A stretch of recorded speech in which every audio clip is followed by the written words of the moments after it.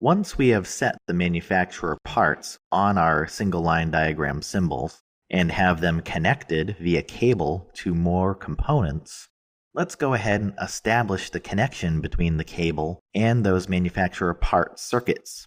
By double-clicking the cable W1, we will be presented with the Detailed Cabling dialog box.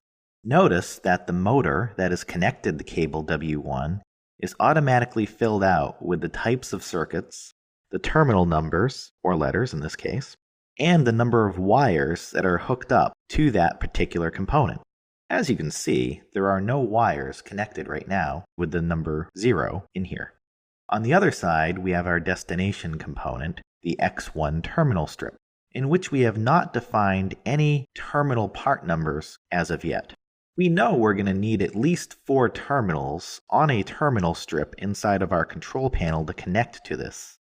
Let us go ahead and add a number of terminals to this by choosing the Insert Terminals button. It will ask us how many terminals we wish to add, and I will type in the number 4 and say OK. Now we can connect our wires to the terminals. To do this, it's relatively simple. We select one of the wires on the cable, the black wire. I will hold down the control key and select the wire that I want it to connect to. Once I have 2 of them selected, I can choose the Connect button at the top of my screen. As you can see, we now have 1 wire connected to the X1 terminal strip. You can select multiple items with a Shift selection, and I'll also do a Shift selection for terminals 2 through 4. With all of these highlighted, I can now hit the Connect button and perform the same connection in a bulk method. Even easier, if everything is lined up the way you want, in this case for the motor, U, V, W, and M for the terminal names, and my wires in the correct order, I can do a selection from the top to the bottom, and then drag and drop from the top number to the top wire.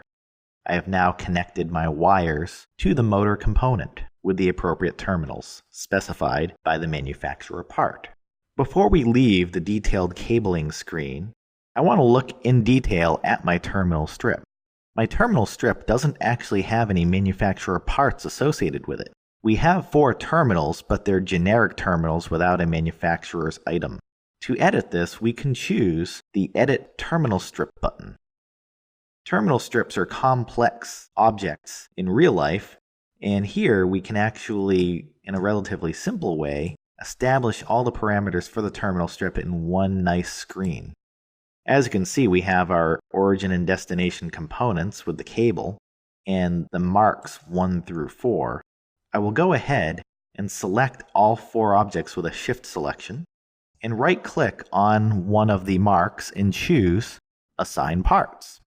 So in here, I can now go into my library of manufacturer components and choose who I want as the manufacturer. In this case, I'll choose Wago, and I'll go in and find the part number that I'm looking for. In this case, I think it begins with 254, and I will do a search. It reduces it to 134 elements. Still kind of a lot, so let's see if I can find it if I type in more information. 864. I have the spec sheet here in front of me, so there it is.